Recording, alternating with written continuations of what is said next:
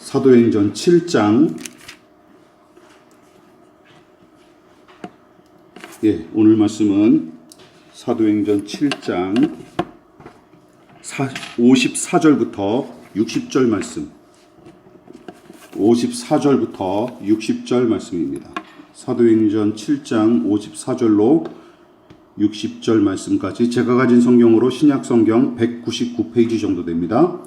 저와 여러분이 한 절씩 번갈아 가면서 교독하도록 하겠습니다. 제가 먼저 봉독합니다.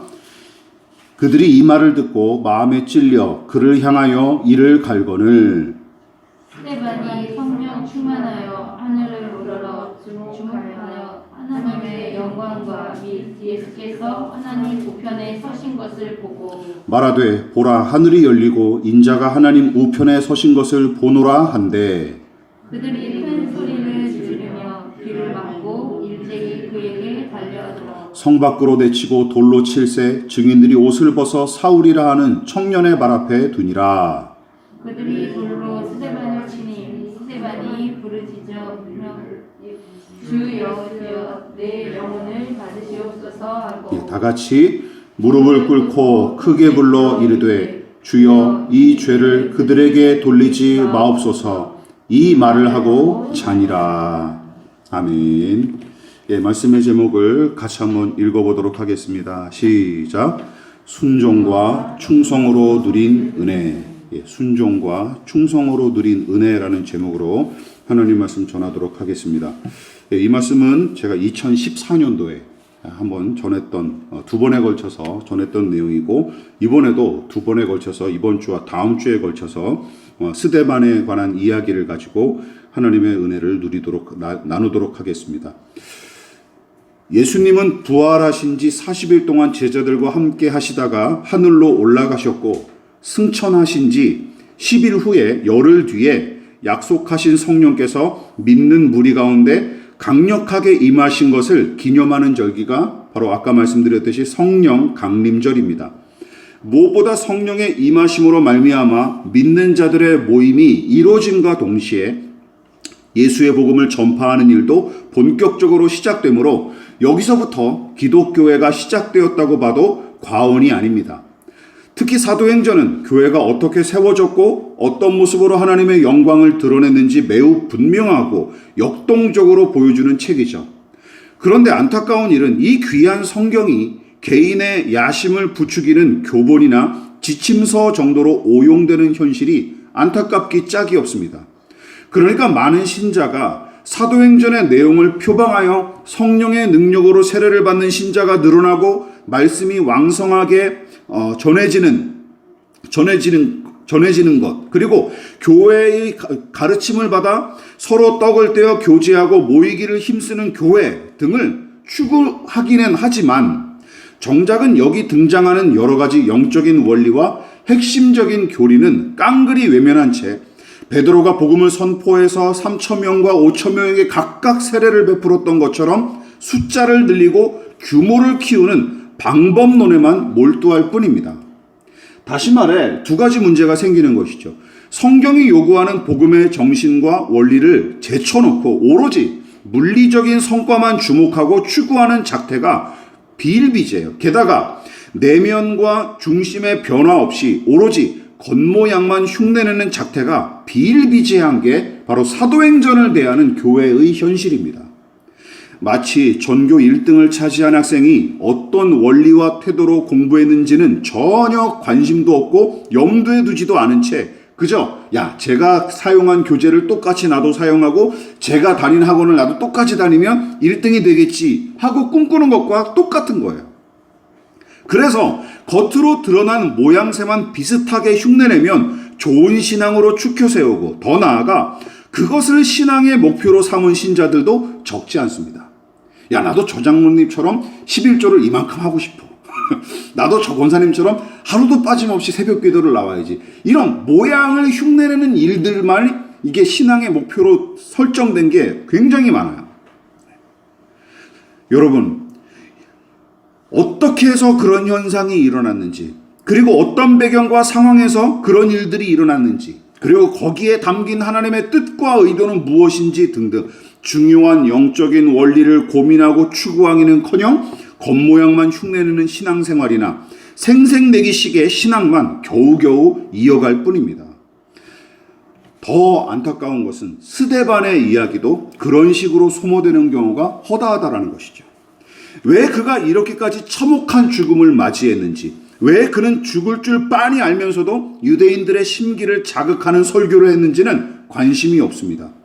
어떤 신자는 오로지 나도 스데반처럼 되리라 하며 돌 맞아 죽을 일만 찾아다닐 뿐이고, 어떤 사람들은 대부분 스데반이 당한 참혹한 일은 자신과는 상관없는 특별한 사람의 이야기로 치부하면서 슬며시 제쳐놓기 일쑤죠. 성경에 기록되어 있지만 이 이야기는 나랑 상관이 없다. 그뿐만이 아닙니다. 저는 스데반의 이야기야말로 최악의 처지에서 최고의 은혜를 받은 신자의 이야기라고 저는 확신합니다. 그뿐만이 아니라 참혹한 죽음의 순간에도 그에게 강력하게 임했던 은혜는 특별한 사람의 전유물이 아닌 모든 신자가 누려야 할 은혜가 틀림없다고 확신합니다. 여러분 기억하십시오. 본문은 스데반의 처지를 가장 허약하고 무기력하고 가난한 상태로 묘사합니다. 즉 물질적인 혜택이나 물리적인 성공을 전혀 기대할 수 없는 처지였고, 스데반 자신도 그런 것들을 바라고 하나님께 기도하거나 투정을 부리지 않습니다. 누군가는 순종의 열매와 충성의 결과로 성공과 건강과 안락이 따를 거로 외치지만, 정작 성경에 등장하는 신실한 신자들의 삶은 여느 사람들과 크게 다르지 않을 뿐더러 도리어 더 큰 어려움에 직면하여 고생하는 경우가 훨씬 더 많습니다. 여러분, 이 사실을 부정한다면 성경을 허투루 읽은 것입니다. 기억하십시오. 스데반의 생애도 그 사실을 방증하지 않습니까?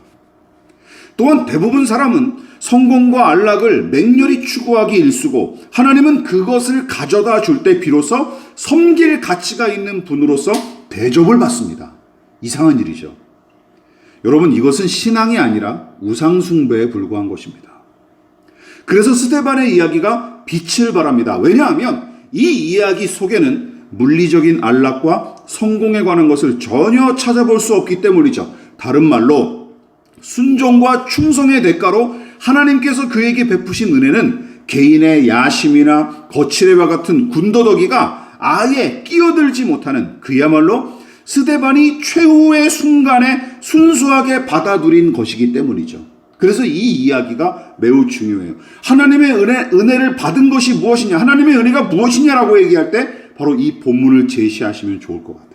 이것이 바로 모든 신자가 누려야 될 공통적인 은혜고 추구해야 될 은혜이다라는 말이 바로 스데반의 이야기 속에서 아주 선명하게 드러나기 때문이죠.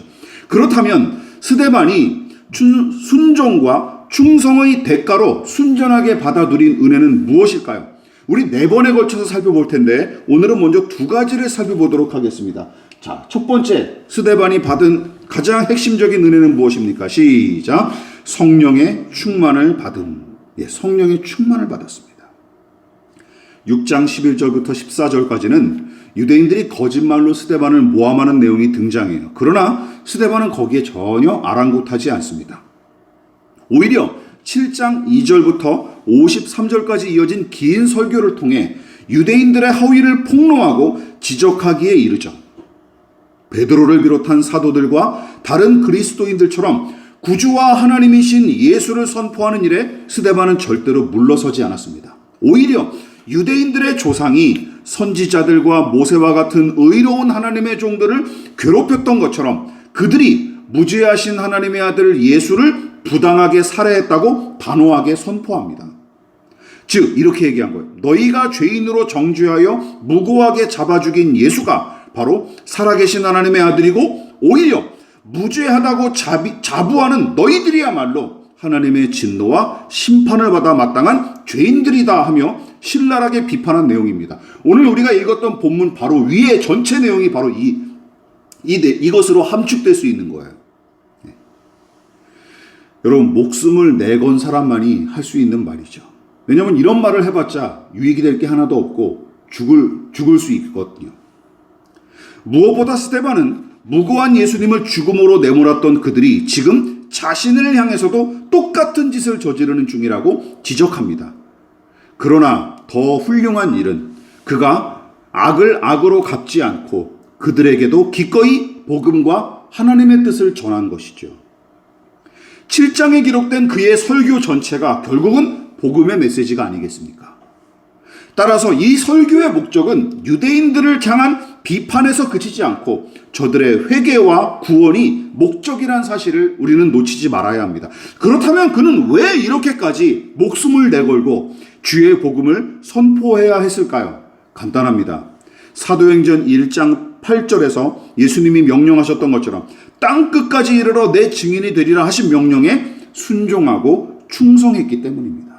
그래서 목숨을 내걸고 그 명령에 따라 예수의 구주되심을 그리고 유대인들의 잘못을 신랄하게 비판한 거예요. 바로 그 순종과 충성을 통해 하나님은 스데반에게 더 큰 은혜를 부어주셨는데 그 은혜가 무엇입니까? 바로 성령의 충만입니다. 여러분 기억하십시다. 성령께서는 믿는 자들의 마음에 이미 함께 하시는데 특히 순종하는 자들과 더욱 충만히 함께 하시고 친밀히 교제하십니다. 믿으십니까? 이게 성령 하나님의 특징이에요. 사도행전에 나타난 성령의 임함과 충만의 모습을 여러분 유심히 살펴보시기 바랍니다. 자, 이 부분을 눈으로 한번 보십시오. 120명의 제자가 마가의 다락방에 모여 기도했을 때 성령이 강한 바람과 불의 혀처럼 강력하게 임하셨는데 이 놀라운 사건은 기도의 결과일 뿐만 아니라 무엇의 결과이기도 할까요? 순종의 결과이기도 합니다. 믿으십니까? 기도의 결과이자 순종의 결과예요. 여러분, 제자들이 모여서 기도한 이유가 무엇입니까? 부활하신 예수께서 명령하셨기 때문이에요. 우리 1장 4절로 5절 읽어볼까요? 시작. 사도와 함께 모이사 그들에게 분부하여 이르시되 예루살렘을 떠나지 말고 내게서 들은 바 아버지께서 약속하신 것을 기다리라. 요한은 물로 세례를 베풀었으나 너희는 몇 날이 못되어 성령으로 세례를 받으리라 하셨느니라. 그리고 모인 사람들이 어떻게 합니까? 시작. 여자들과 예수의 어머니 마리아와 예수의 아우들과 더불어 마음을 같이하여 오로지 기도에 힘쓰더라. 너는 예루살렘을 떠나지 말고 여기서 모여 약속하신 성령을 기다리라 하고 하신 말씀에 제자들이 모여서 기도하며 기다렸던 것입니다. 이처럼 제자들은 주의 명령에 따라 모여 기도했고 거기에 성령께서 강력하게 임하신 것이죠.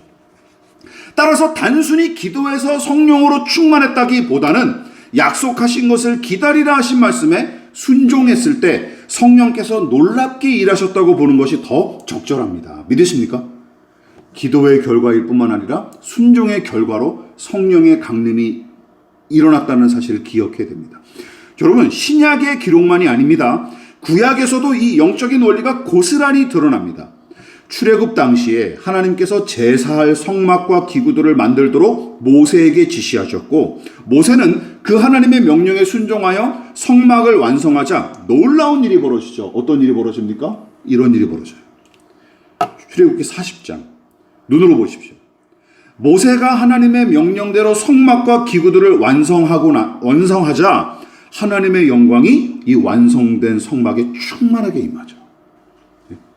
순종하고 충성한 뒤에 하나님의 영광이 그 위에 가득하게 임합니다. 사도행전 2장의 모습과 비슷하죠. 또한 다윗의 아들 솔로몬이 예루살렘 성전을 완공하고 제사했을 때도 똑같은 일이 벌어집니다. 완공하고 하나님 앞에 번제를 드리자 어떤 일이 벌어져요? 하나님의 영광의 구름이 성전을 가득 메우죠. 그리고 또 한 가지 중요한 사례가 있습니다. 예수께서 공생애를 시작하기 위해 요한에게 세례를 받으실 때도 마찬가지입니다. 여러분, 원래 축복, 안수, 세례 등의 의식은 누가 누구에게 하는 겁니까? 높은 자가 낮은 자에게 베푸는 거예요. 그리고 나이가 어리거나 직위가 낮은 자는 겸손히 받아야 하는 처지인 것입니다. 그래서 세례 요한도 처음에는 예수님의 요청을 거절하죠. 예수께서 오셔서 이렇게 세례 요한에게 말씀하시죠. 당신이 나에게 세례를 베풀어 주셔야 됩니다. 그러니까 요한이 어떻게 해요? 설레버려 손사래를 치죠. 아닙니다. 어떻게 그럴 수 있습니까? 당연합니다. 어떻게 사람이 하나님의 아들에게 세례를 베풀 수가 있겠습니까? 그러나 예수님은 아버지의 뜻에 따라 한 사람으로서 겸손히 요한에게 세례를 받으셨고 순종하신 것이죠. 그때 무슨 일이 벌어져요? 열린 하늘을 통해 성령이 임하시는 것입니다. 같이 읽어볼까요? 시작. 예수께서 세례를 받으시고 곧 물에서 올라오실새 하늘이 열리고 하나님의 성령이 비둘기같이 내려 자기 위에 임하심을 보시더니, 여러분 보십시오. 똑같죠? 원리들이 똑같죠? 이처럼 성령께서는 믿는 자에게 임하시고 함께 하시되 신자가 순종할 때 더욱 충만히 임하시고 일하시는 것입니다. 베드로와 다른 사도들도 이 원리를 강력하게 피력했습니다. 또 읽어볼게요. 시작. 우리는 이 일의 증인이요 하나님이 자기에게 순종하는 사람들에게 주신 성령도 그러하더라. 여러분 보십시오. 순종하는 사람들에게 주신 성령이란 말을 주목하십시오. 믿음과 성령은 한 사람을 거듭나게 하시고 거듭난 새 사람은 주의 뜻에 순종할 때 성령께서 더욱 충만히 함께 하시는 것입니다. 이것이 영적인 원리이자 교리예요. 여러분 기억하십시오. 스데반은 성령으로 충만한 신자이자 집사님이었습니다. 초대교회는 어떤 사람을 집사로 세웠습니까? 그 당시 집사의 자격이 무엇입니까? 이 구절을 살펴보십시다. 또 읽어볼까요? 시작. 온 무리가 이 말을 기뻐하여 믿음과 성령에 충만한 사람 스데반과 또 빌립과. 자, 여기서 한 가지 의문. 신자들은, 그 당시 교회의 신자들은 믿음과 성령이 충만한 사람을 어떻게 분간했을까요? 저 보면 알아요? 믿음이 50%, 성령 50%, 막 이렇게 드래곤볼처럼 여기 무슨 표시가 나요? 그런 게 아니잖아요. 어떻게 분간했을까요? 오늘 말씀을 한번 생각해 보십시오. 그 사람들이 어떻게 분간했을까요? 한 가지는 분명합니다. 본문의 스데반처럼 하나님의 말씀에 대한 순종과 충성으로 분간한 게 틀림없습니다. 믿으십니까? 그 행위로, 순종과 충성의 행위로 그 사람의 믿음을 판별한 게 틀림없어요. 아니 그럼 그게 아니면 무엇으로 판가름합니까? 그렇지 않습니까? 관상을 보고 판가름을 해요? 야, 집사답구나, 권사답게 생겼구나, 이런 걸로 판가름할 수 없지 않습니까? 다시 한번 말씀드리지만 하나님의 말씀에 대한 순종과 충성의 행위로 판별한 게 틀림없습니다. 자, 다시 한번 본문으로 돌아가십시다. 스데반은 유대인들을 향해 목숨을 구걸하기 위해 굴복할 것인지 아니면 예수의 구주와 하나님이심을 선언할지 갈림길에 섰을 때 그는 목숨을 잃어버릴지라도 자기를 부인하고 자기 십자가를 지고 나를 따르라 하신 명령을 따르기로 선택했고 성령께서는 스데반의 순종을 기뻐하시며 충만히 임하셨습니다. 여러분, 하나님께서 순종하는 스데반에게 주신 최고의 선물이자 최상의 은혜가 그것이었음을 기억하십시다. 성령 충만을 사모하고 간구하는, 그래서 그 은혜를 누리는 저와 여러분 되시기를 주님의 이름으로 부탁을 드리겠습니다. 두 번째, 스데반이 누린 가장 최고의 은혜는 무엇입니까? 둘째, 시작. 하나님의 영광을 바라봄. 하나님께서는 순종하는 스데반을 성령으로 충만하게 하셨고 거기서 더 나아가 성령으로 충만한 스데반은 성부 하나님의 영광과 하나님 오른편에 서 계신 예수님을 직접 바라보는 은혜를 누립니다. 성령이 함께 하시고 그분으로 충만한다는 것은 무엇을 의미할까요? 하나님께서 베푸신 은혜가 무엇인지 더 깊이 이해하고 누리는 것이 성령 충만의 효과이자 효력입니다. 여러분, 이 말씀은 같이 읽어볼게요. 시작.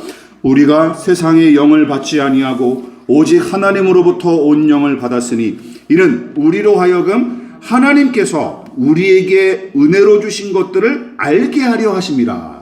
여러분, 이게 하나님의 성령을 받은 사람들의 특징 뭐예요? 하나님이 우리에게 베풀어 주신 은혜를 더 많이 알아가고 깨닫는 거예요. 은혜에 대한 이해가 더더욱 넓어지고 깊어지는 것, 그 은혜를 더 깊이 누리고 체험하는 것, 여러분, 이것이 성령께서 충만히 함께 하실 때 나타나는 영적인 효력인 것입니다. 그러나 성령으로 충만했던 스데반은 거기서 한 발짝 더 나아가죠. 여러분, 그는 하나님께서 베푸신 어떤 모종의 은사나 은혜 정도가 아니라 하나님과 아들 예수 그리스도의 영광을 직접 목격하는 은혜를 누리는 것입니다. 생각해 보십시오. 선물이 중요합니까? 선물을 주는 사람이 중요합니까? 예, 물론 경박한 사람들이야 선물이 좋더라고 얘기할 수 있겠지만 인격적인 사람들은 그러지 않겠죠. 사람이 더 중요하죠. 선물을 주는 사람이 더 중요하죠. 신앙도 마찬가지입니다. 여러분, 하나님보다 하나님이 주시는 선물을 더 중요시하면 그것도 앞서 언급한 바와 마찬가지로 신앙이 아니라 우상숭배입니다. 명심하십시다. 어떤 은혜보다 삼위 하나님의 존재 자체와 그 영광이 가장 중요한 것입니다. 그러므로 스데반은 가장 큰 은혜를 받아 누린 것이죠. 왜냐하면 그것이 하나님께서 인간에게 베푸시는 가장 값진 은혜이자 가장 큰 영광이기 때문입니다. 게다가 아들 예수 그리스도 외에 하나님을 본 사람이 아무도 없지만 스데반은 마지막 순간에 그 은혜와 영광을 충만히 누리는 복을 얻습니다.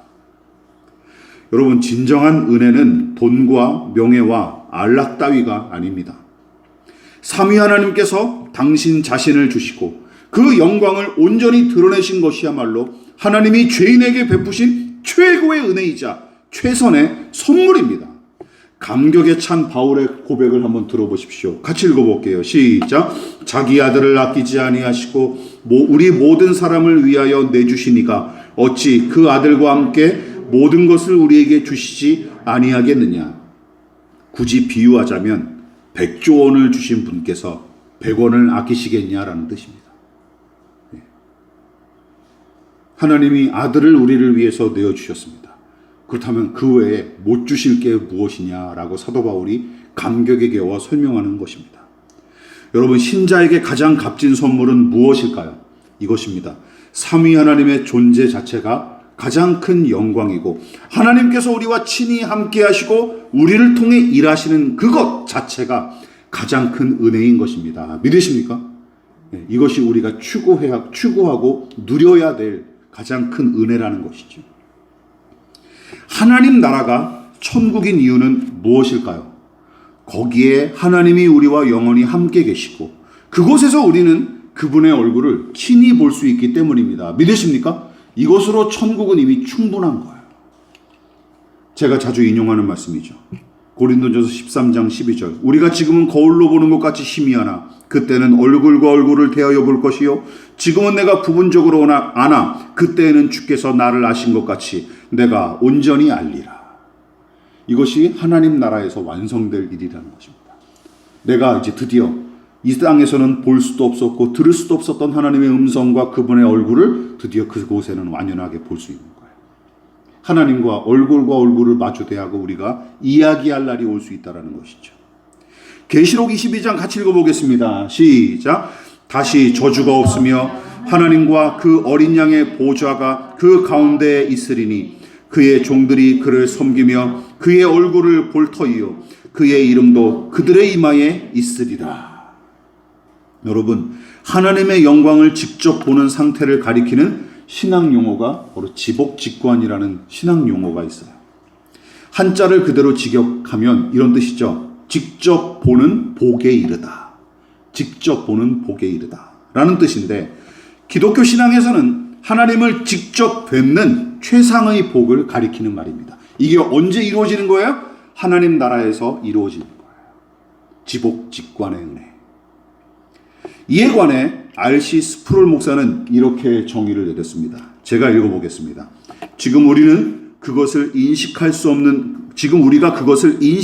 없는 이유는 그것이 무엇입니까? 하나님의 은혜, 하나님의 그 영광의 얼굴을 우리가 인식할 수 없는 이유는 우리의 시력이 나쁘기 때문이 아니라 우리 마음에 순전함이 결핍되어 있기 때문이다. 우리가 하늘에서 영광을 입고 우리의 마음이 순전해지면 영광 중에 계신 하나님을 보게 되는 말할 수 없이 놀라운 행복을 누리게 될 것이다. 이것이 지복직관이라고 불리는 이유는 하나님을 보는 것에 인간 영혼의 궁극적인 행복이 수반되기 때문이다. 인간의 가장 최상의 복과 행복이 어디에 있다고요? 하나님을 직접 뵙는 것. 그것이 인간의 가장 큰 행복이라고 정의하는 거예요. 낯서시죠? 우리는 돈이 많아야 행복하고 누가 나를 많이 인정해줘야 행복하고 많은 사람 앞에서 내가 유명한 사람이 돼야 행복하다라고 생각하지만 성경은 그게 아니라 하나님의 영광을 마주대야 하는 것이 인간에게 가장 큰 행복이고 가장 중요한 일이라는 사실을 강조하고 있다는 것이죠. 어떤 설교자가 하나님의 영광과 천국을 우리가 이 세상에서 단 몇 초라도 직접 보게 된다면 이 세상에서 살고 싶은 생각이 추호도 들지 않을 것이다 라고 지적한 내용이 있습니다. 어떤 청교도 설교자가 말이죠. 저도 동의합니다. 그렇지 않습니까? 성경에 등장하는 경건한 신자들은 기억하십시오. 고난을 요리조리 잘 피해 다니고 매사에 형통함과 성공을 누린 사람들이 아닙니다. 오히려 고난으로 말미암아 회의와 불신이 밀물처럼 밀려오는 순간에도 살아계신 하나님과 그 일하심을 신뢰함으로 그 모든 것을 바라고 참으며 순종한 사람들이라는 것이죠. 본문을 보십시오. 하나님은 마지막까지 순종하고 충성한 스데반을 기뻐하셨고 그에게 성령의 충만함을 베푸셨을 뿐만 아니라 당신의 영광과 위엄을 친히 드러내 주십니다. 말씀의 결론을 맺도록 하겠습니다. 여러분, 순종한 스데반에게 주신 은혜가 무엇인지 깊이 생각해 보십시오. 이랬습니까? 순종했더니 성난 유대인들이 그의 발 앞에 무릎을 꿇었습니까? 아니죠. 그래서 더 많은 유대인을 굴복시키고 전도왕이 됐나요? 그게 아니라면 스데반이 성령의 능력을 힘입어 유대인들이 저 살기등등한 유대인들이 던진 돌을 허공에서 멈추게 하거나 산산조각 내버렸습니까? 매트릭스의 네오처럼 탁 손을 펼쳤더니 총알을 딱 막잖아요. 아니 그냥 성령 충만 같은 거 보내주시지 마시고 하나님과 아들 예수님의 형상을 보여주지도 마시고 그냥 살려주시는 게 더 좋지 않았을까요? 예? 그렇지 않습니까? 근데 그렇게 하지 않으십니다. 왜요? 성령의 충만함과 하나님의 영광을 목격하는 것이 더 큰 복이고 더 값진 것이라고 하나님이 판단하셨기 때문입니다. 그런 일들은 일어나지 않았습니다.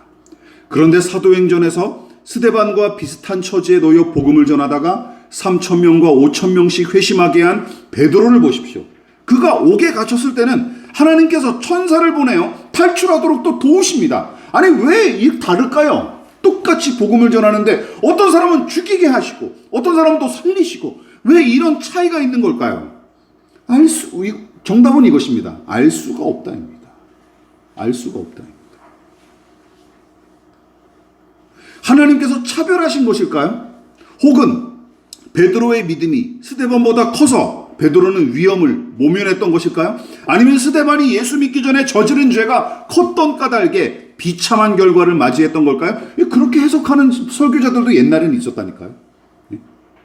지은 죄가 있겠지. 그래서 일찍 죽었겠지. 라고 했던 설교도 있었어요. 여기서 스데반의 이야기는 진리를 완연하게 드러낼 뿐만 아니라 매우 중요한 교훈을 신자들에게 제공합니다. 그것이 무엇입니까? 첫 번째, 스데반의 이야기는 순종과 충성이 물리적인 형통과 성공을 보장하지 않는다는 사실을 분명하게 가르치고 있어요. 순종하고 하나님 앞에 순종하고 충성했더니 나는 성공했다. 이게 법칙이 아니라는 것입니다. 믿으십니까? 제가 누누이 말씀드렸듯이 그럴 수도 있고 아닐 수도 있다는 사실을 우리는 항상 가슴에 새겨야 돼요. 순종해서 저주스러운 처지로 내몰리는 사람이 있는 반면 순종했더니 물리적인 형통을 누리는 사람들도 있기 마련입니다. 그럼 반대로 불순종하고 하나님을 대놓고 대적했더니 성공하는 사람들도 있는 반면 그런데도 또 똑같이 고난당하는 사람들이 있기 마련이에요. 결과는 우리가 알 수 없는 것입니다. 믿으십니까? 그 사실을 기억해야 돼요. 두 번째는 무엇입니까? 이것이죠. 무엇보다 이 이야기는 신자의 순종이 지향하고 목표하는 바가 세속적인 형통과 성공 따위가 아니라 순종과 충성 그 자체가 신앙의 완성이자 목표임을 단호하게 선포하는 것입니다. 믿으십니까? 순종 그 자체가 목적이라는 거예요. 순종 그 자체가, 충성 그 자체가 가치 있는 일이라는 거예요. 순종해서 무슨 좋은 결과를 얻었기 때문에 순종과 충성이 가치가 있는 게 아니라 순종과 충성 그 자체가 값어치 있는 일이라는 것이죠. 또 한 가지는 이것입니다. 순종과 충성을 통해 기대하고 바라볼 것은 바로 스데반이 받았던 성령의 충만과 하나님의 영광임을 우리는 기억해야 합니다. 그것은 하나님께서 주시기로 약속하신 거예요. 그래서 우리는 이것을 기도하고 간구해야 합니다. 이것이 하나님과 그 말씀에 순종했던 신자들이 동일하게 누렸던 은혜이자 복이란 사실을 잊지 마십시오. 제가 앞서 설명했듯이 베드로와 스데반은 다른 모양으로 쓰임받았고 두 사람도 베드로는 오래 살았어요. 그러나 스데반은 일찍 죽었습니다. 다른 모양새로 살다 갔어요. 그러나 두 사람 모두 주의 명령에 힘써 순종했고 성령으로 충만했다는 공통점은 놓치지 마십시다. 이게 두 사람의 공통점이에요. 우리가 바라보고 추구해야 될 게 바로 이 공통점이라는 것이죠. 그러므로 순종이란 동전을 투입하면 자판기처럼 건강과 형통이 주어질 거로 믿지 마십시오. 여러분 가슴에 손을 얹고 대답해 보십시오. 순종해서 받아내려는 것이 도대체 무엇입니까? 저도 마찬가지입니다. 하나님, 제가 이렇게 순종하지 않았습니까? 근데 왜 이따위로 살게 하십니까? 저도 자주 그렇게 기도하거든요. 우리는 다시 한번 이 부분에서 생각해. 순종해서 나는 무엇을 하나님 앞에 받아내려고 하는 것일까? 교환 가치로 전락한 순종은 이미 순종이 아닙니다. 믿으십니까?